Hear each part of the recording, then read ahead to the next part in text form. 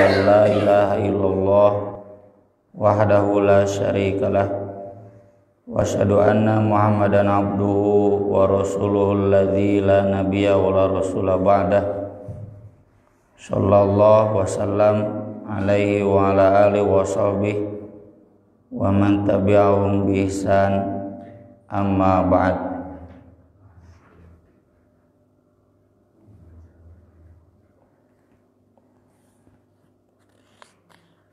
Bab tentang al-imam idza amara bi taqwallah wa adala kana lahu ajrun.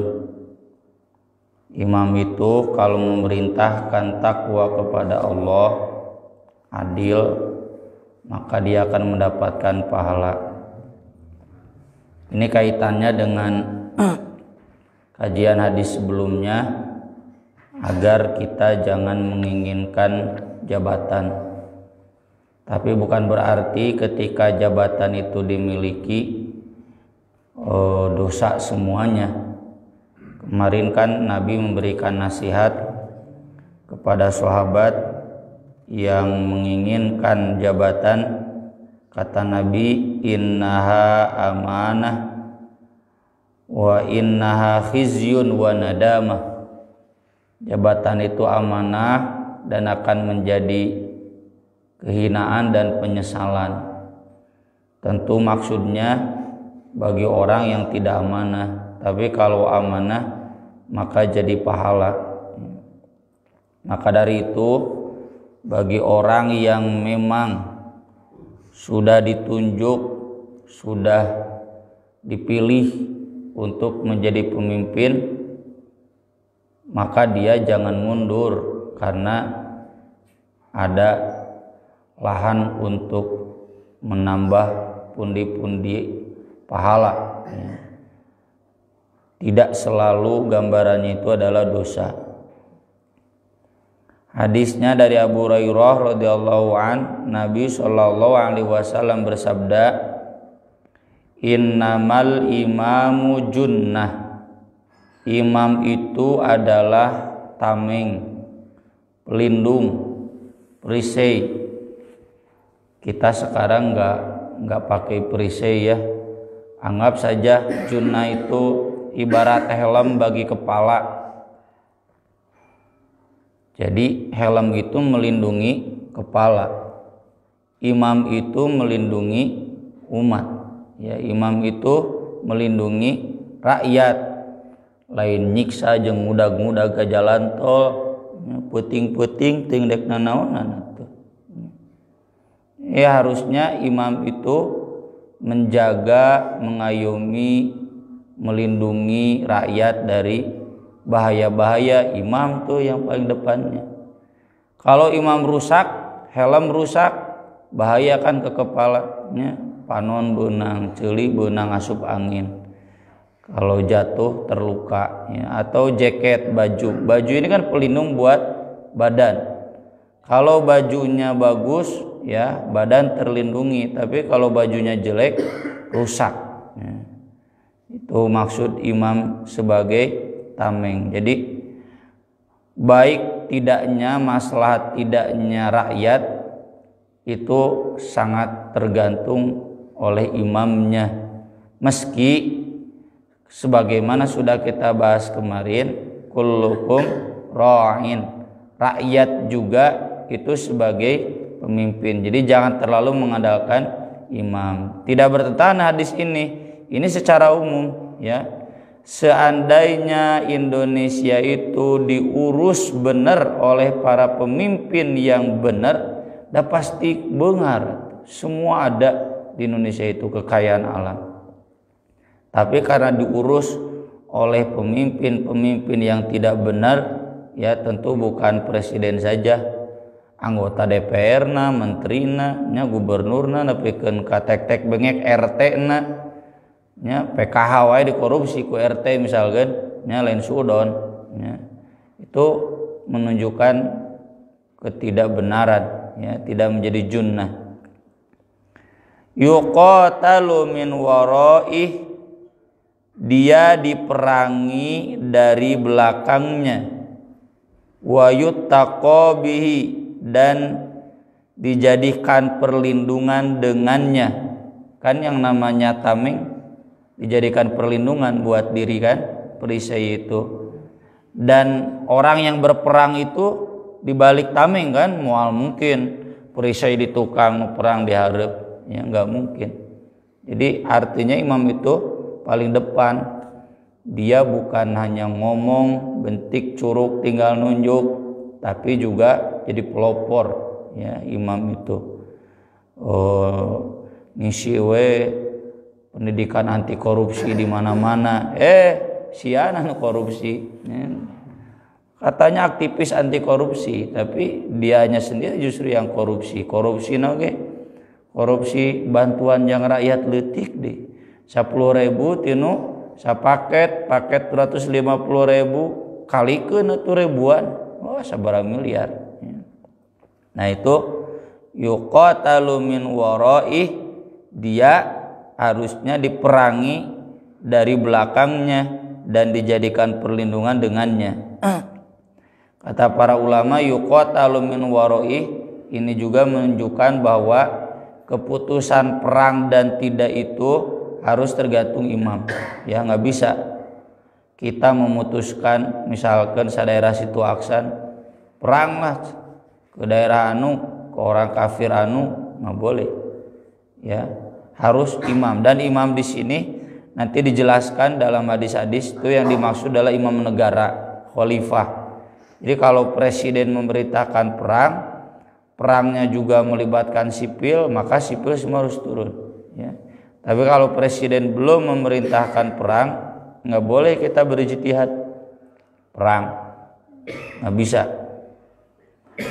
Perangnya nanti perang ilegal, itu bukan perang chaos, ya, perang kerusuhan sosial. Fa in amara bi taqwallah azza wa jalla wa adala, kalau dia memerintahkan takwa kepada Allah azza wa jalla dan adil, ya, ini jangan jauh-jauh. Kita kan bapak-bapak pemimpin di rumah tangga, sok nitah kanu takwa tidak, suka mengingatkan anak istri dengan ketakwaan tidak. Ieu mah jadi bapak teh tara curak carek, tara tutah titah, nya eureun atuh jadi bapana. Harus berani dan adil. Kana lahu bidzalika ajrun, maka dia akan mendapatkan pahala dengan itu. Wa in ya'mur bi ghairihi, tapi kalau dia memerintahkan yang jelek selain takwa dan tidak adil, kana alaihi minhu, maka dia akan mendapatkan dosanya. Nah ini dalil menegaskan tidak selamanya kepemimpinan itu jadi dosa, penyesalan, kehinaan, tidak, bisa juga menjadi pahala. Kemudian bab berikutnya, ma liman waliya syai'an fa'adala fi. Hadisnya dari Abdullah bin Umar radhiyallahu anhuma, Rasulullah sallallahu alaihi wasallam bersabda, innal muqsitin indallah ala manabira min nur. Sesungguhnya orang-orang yang adil di sisi Allah itu akan berada di atas mimbar-mimbar cahaya. Mimbar itu tempat yang lebih tinggi daripada yang lainnya. Kayak di sini, ya kita duduk, mimbar kan di atas. Maksudnya di tempat-tempat yang tinggi bercahaya diistimewakan. An yaminir rahman azza wa jalla, di sebelah kanan ar-rahman azza wa jalla. Wakilta yadayhi yamin, dan kedua tangan Allah itu tangan kanan, nggak ada tangan kiri. Karena tangan kiri itu simbol kebinasaan. Wa ashabus shimal ma ashabus shimal ashabul masy'amah, ya, walladzina kafaruhum ashabul masy'amah, itu aliran kiri, kelompok kiri itu berarti ke neraka, ya. Ini bagian dari sifat Allah yang kita cukup mengimaninya, tidak perlu memikirkannya, karena memang di luar batas pemikiran kita. kumaha cenah dua leungeun Allah teh? Allah punya tangan kayak manusia, wallahu a'lam ya. Dua tangannya itu kanan, jadi dua nana aya di katuhu tong di pikiran ya. Susah. Dan sudah jelas dalam Al-Qur'an walam yakul lahu kufuwan ahad. Allah itu tidak bisa disamakan. Jadi kita jangan menyamakan, menggambarkan Allah punya tangan. Dan para ulama kholaf punya ijtihad, yang disebut tangan itu kan maksudnya kekuasaan. Yang disebut yamin itu kan maksudnya kebaikan. Jadi yang dimaksud ini ada dekat dengan Allah yang berkuasa dan hanya ada kebaikan. Boleh memahami seperti itu. Siapa mereka? Alladzina ya'diluna fi hukmihim. Orang-orang yang adil dalam menetapkan hukum mereka. Hukum itu bukan hanya hukum fikih ya, hukum agama. Yain itu bahasa Arabnya hukumah. Hukumah itu negara. Ya, Kitabul Ahkam dalam Sahih Bukhari itu tentang kenegaraan. Ya, mengenai nama hukum tata negara itu juga termasuk hukum. Ya, negeri itu PNS disebutnya hukumah, pegawai yang berhukum. Jadi hukum itu termasuk kenegaraan. Orang-orang yang adil dalam menetapkan hukum luas, mulai dari hukum agama, hukum duniawi, hukum kenegaraan, sampai hukum di level keluarga, level RT. Wa ahlihim, dan adil di keluarga mereka, wa ma walu, dan apa yang mereka urus, apa yang mereka jadi wali, yang mereka pimpin. Ya, jadi ini menguatkan hadis yang kemarin, kullukum ra'in. Ya. Kalau kita adil sebagai bapak, adil sebagai rakyat, adil sebagai karyawan, adil sebagai staf, ya, adil sebagai bawahan atau sebagai atasan, maka ada tempat yang khusus istimewa dibanding yang lain. Maka dari itu ketika Nabi menjelaskan 7 orang yang istimewa, nomor hiji kan al-imamul adil. Ya nomor hiji. Nu kaduana baru anak yang sampai tuanya selalu dalam ibadah. Kenapa kata Ibnu Hajar al-imamul adil itu nomor 1? Karena kalau ahli ibadah yang hatinya tergantung di masjid, yang senang dzikir menyendiri sampai menangis ya, yang senang bersedekah tanpa diketahui orang lain, itu semua level pribadi. Maslahatnya untuk pribadi kecil, tapi kalau imam adil maslahatnya buat semua. Jadi inilah kenapa diberi mimbar khusus. Antara orang yang bukan jadi imam soleh masuk surga, tapi kalau orang soleh itu jadi imam, jadi pemimpin, nah ini punya keistimewaan tersendiri. Keadilan ini sudah kita bahas ya di Buletin At-Taubah, juga sudah ditulis di buku Islam Kafah jilid 3. Nabi SAW banyak memberikan tuntunan. Yang pertama, jangan memutuskan sebelum mendengar dari dua belah pihak. Ya, ujug-ujug isuk-isuk teh orang menang berita rewas polisi membunuh 6 orang, percaya begitu saja nggak boleh. Itu nanti nggak adil. Tunggu dari kedua belah pihak, lalu kemudian diteliti. Ya, kemudian termasuk dalam fikih ya, jangan mendengar dari versi saja. Kamu adil ke orang, ya. Dan sikapnya juga tidak adil. Serampangan, wah secenaian umat bid'ah, Salafi bid'ah, Muhammadiyah komo, gitu. Itu orang yang nggak adil itu. Hukum kan hukum fikih. Dalam hukum di keluarga sama ya. Jangan mendengar dari kakaknya saja, mendengar juga dari adiknya. Semua yang terlibat dengar itu bisa adil. Kalau orang nggak bisa mendengar, ya kan, orang adil itu nu tegeug mah bungadeng. Udah mendengar A langsung menyimpulkan. Kalau sekarang dina WhatsApp nya teu kaop narima berita na WhatsApp segitu. Dia nggak mendengar dari pihak yang lain, bahkan yang lebih berkompeten, ya. Itu kan sudah banyak pendidikannya dari Kementerian Informatika, ya. Kita jangan dulu meyakinkan berita dari satu pihak yang kita sendiri belum tahu tabayun, ya. Saha eta teh, pernah nelpon, pernah panggil, kenal tidak, pernah konfirmasi tidak. Kalau tidak, kata Nabi, jangan disebarkan karena tidak adil. Nanti kita suudon ke seseorang, ya. Fatabayyanu ang tusibu qauman bijahalah, ya. Kita belum mendengar bagaimana fikih NU, belum belajar fikih NU, main babad deh. Padahal di NU kultur fikihnya lebih kental, ya, yang saya tahu dibanding di kita. Kultur fikihnya, kultur tafsirnya lebih dalam.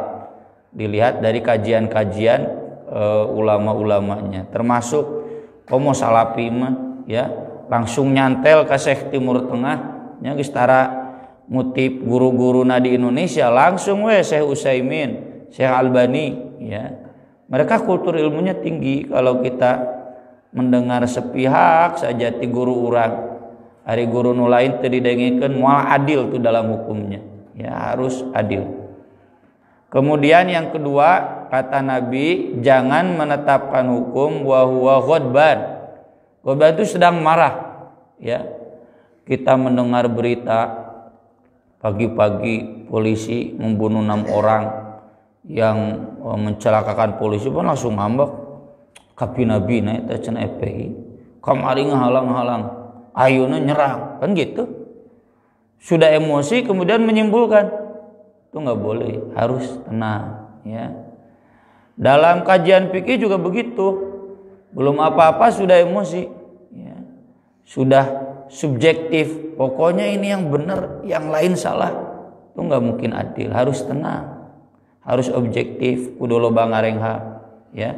Ketika diskusi debat dalam satu masalah, jangan dulu terbawa emosi, dengarkan dulu, baca dulu seksama, ya. Nah, itu orang-orang yang adil, dan ini memang susah menjadi orang adil seperti ini, termasuk dalam menetapkan sengketa, sengketa di masjid, ya, sengketa di jamiah, sengketa di pesantren. Itu kita jangan terbawa emosi dulu. Dengarkan dulu, tabayun dulu, ya. Kita kan belum apa-apa sudah kesel, ya. Karek ge ngadengi berita terus langsung ambek kan. Harusnya tabayun dulu. Kan tabayun itu juga gak bisa dilakukan kalau kita emosi, kalau kita marah. Nah, itu diantara, ya, adab adil yang dibahas oleh Nabi SAW dalam hadis-hadis. Kemudian bab berikutnya ini doa Nabi untuk para pemimpin, antara pemimpin yang adil dan pemimpin yang dolim. Doa Nabi itu diijabah, ya, mau diijabah. Hadisnya dari Abdurrahman bin Sumasah, ataitu Aisyah radhiyallahu anha as'aluha an syai'. Aku datang ke Aisyah hendak konsultasi tentang sesuatu masalah agama. Faqalat mimman anta. Aisyah nanya, mungkin pertanyaannya remeh-temeh atau mungkin terlalu berat. Kamu orang mana? Abdurrahman menjawab, rajulun min ahli Misra. Aku orang Mesir. Lain amis di jero. Aku orang Mesir. Faqalat, kaifa kana sahibukum lakum fi ghazatikum hadhihi? Bagaimana komandan kalian kalau dalam perang kalian, ya? Bagaimana, adil tidak, gitu. Ini nanti disebutkan di bawah, yang dimaksud adalah adiknya Muhammad bin Abu Bakar. Jadi Aisyah hendak konfirmasi, itu adik saya jadi komandan di Mesir gimana, jadi panglima di Mesir gimana, adil tidak? Kalau pemimpin di Mesir kan gubernurnya Abdullah bin Amr, ya. Ini komandan perang. Faqala ma naqamna minhu syai'a, kami tidak menemukan cacat darinya sedikit pun, ya. Kami tidak menyiksa, arti asal naqam itu menyiksa, memponis salah, menyesatkan. In kana la yamutu lirrajuli minna al-ba'ir fayu'tihil ba'ir. Kalau unta salah seorang di antara kami mati, ya, tong wafat, tong terbunuh, mati, ya, perang, urang ka tembak, kumaha paeh, diganti itu untanya, bager. Wal abdu fayu'tihil abda. Kalau seorang hamba yang matinya diganti oleh hamba saya lagi. Wa yahtaju ilan nafaqah, kalau ada pasukan yang butuh nafkah, ya, nafkah buat keluarganya atau dia kurang tunjangannya, fayu'tihin nafaqah, dia memberinya nafkah. Nah, ini gambaran, ya. Gambaran pemimpin adil itu sampai memperhatikan kendaraannya, ya, kebutuhan rumah tangganya. Kan abdun itu menai nama mesin cuci, nya menai nama sanyo, baheula mah pan ngalacai ku abdun, ku hamba sahaya, balanya ku hamba sahaya, nyuci ku hamba saya. Kalau sekarang kan ada mesin cuci gitu, sanyo, toren, ya, masak, aya magicom, kulkas, penyimpanan, baheula mah itu abdun tuh yang mengerjakan. Sekarang kan zaman industri. Jadi memperhatikan pembantunya gitu, termasuk memperhatikan nafkahnya, ya. Jadi kalau presiden itu harus berpikir bagaimana agar rakyatnya semua UMR, tong numpuk we gaji itu di luhur, atau di anggaran partai politik, wah gede anggaran partai politik, atau anggaran buat nyuntik bank teu calagur, wah itu miliaran, triliunan. Hari rakyat ini nggak adil, ya. Buat pengusaha bangkir alasannya demi kestabilan ekonomi, nggak adil. Padahal yang menyetabilkan ekonomi itu bukan bank, tapi pasar-pasar kecil, ya, yang tidak terdampak terlalu parah oleh corona. Ini ketidakadilan. Buat koperasi yang real, danana celeketek 1 miliar, tapi buat bank loba penjahatna triliunan. Suntikan dana BLBI baheula bantuan likuidas Bank Indonesia itu sampai triliunan. Ini enggak adil. Harusnya memikirkan bagaimana agar semua, bukan PNS saja, termasuk PN non S, ya, itu punya penghasilan yang UMR, memperhatikan bagaimana kebutuhan pembantunya, ya. Kalau saya jadi pimpinan di pesantren, mikirkan kadinya bagaimana agar semua karyawan di pesantren itu gajinya UMR, ya. Kemudian terpenuhi kebutuhan rumah tangganya, nafkahnya, kabeli motor, tong nepikeun ka aya karyawan motor wae teu kabeli pangmelikeun gitu. Mun aya nama tingali HP-na nu butut balangkeun pangmelikeun. Itu kan kebutuhan-kebutuhan. Nah, ini Abdul Rahman bin Sumasa menceritakan komandannya tuh sampai begitu memperhatikan kebutuhan stafnya, pasukannya. Faqalat, kata Aisyah, ama innahu la yamna'uni alladhi fa'ala fi Muhammad ibn Abi Bakrin akhi an ukhbiraka ma sami'tu min Rasulillah yaqulu fi baiti hada. Tidak ada yang menghalangiku, ya, yang dia lakukan kepada Muhammad bin Abu Bakar saudaraku, kecuali aku akan berikan tahu kepadamu apa yang didengar olehku dari Rasulullah sallallahu alaihi wasallam di rumahku ini. Saya penting cenah konfirmasi itu karena ini ada doa Nabi. Saya ingin memastikan apakah komandan kalian itu masuk yang mana nih gitu. Saya peduli itu bukan artinya naon kepo ya, bukan. Tapi ini kan kaitannya dengan doa Nabi. Takut kalau dia kemudian masuk doa yang celaka. Nabi di rumahku ini berdoa, Allahumma man waliya min ummati syai'an. Ya Allah, siapa yang jadi wali mengurus dari umatku syai'an, sedikit saja. Jadi lamun di negara meskipun jadi ketua RT, ya kalau di jamiah meskipun jadi ketua jamaah atau bahkan jadi marbot masjid, itu kan syai'an. Dia wali, pengurus, ya, bab kebersihan. Fasyaqqa alaihim, lalu dia memberatkan mereka. Pemimpin itu memberatkan rakyatnya, fasquk alaih, maka beratkanlah dia. Ya, jadi kita kalau memang ditakdirkan jadi pemimpin, jangan terlalu risau asal kita nggak memberatkan rakyat, nggak memberatkan orang tua. Ya, itu yang sering saya tegur, ya, bendahara di pesantren Ustaz Muhtar, ya, tong galak teuing galak teuing nagih maksa gitu ya.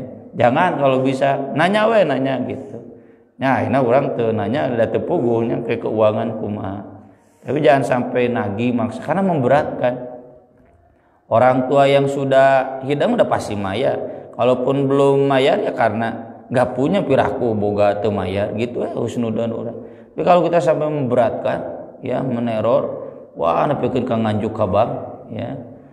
Kayak di sekolah-sekolah sekuler kan nggak mau tahu, pokoknya masuk 10 juta di mana we teman. Lupatna kan ka rentenir orang tua teh. Atau yang masuk ke Unpad, ke UPI, lupatna ka bank, ya. Jadi masuk ke jalur yang haram, ya. Jangan memberatkan karena nanti kita diberatkan, ya. Memimpin pesantren, memimpin masjid itu berat. Kenapa? Karena kitanya memberatkan jamaah, karena kitanya memberatkan rakyat. Waman waliya min amri ummati syai'an, dan siapa yang mengurus sedikit pun apapun urusan dari umatku, farafaqu bihim, dia lembut kepada mereka, ya, tidak memberatkan, sayang, banyak tolerannya, banyak kelonggarannya, termasuk ustad oge nya. Sok ustad ngaberatkeun santri da keuleuh santri teh kajen teu diajar. Harus banyak toleransinya. Teu nalardikeun we, antep tek we paling saeutik, ya. Farfuq bih, maka bersikap, maka tolonglah dia, maka lembutlah kepada dia, maka sayangilah dia. Ini ajaran bagi siapapun, sekali lagi para pemimpin, urusan apapun dia memimpinnya, mengurus apapun yang dia urusnya, maka harus jangan memberatkan, tapi harus betul-betul sayang, lembut, dan banyak memberikan kemudahan.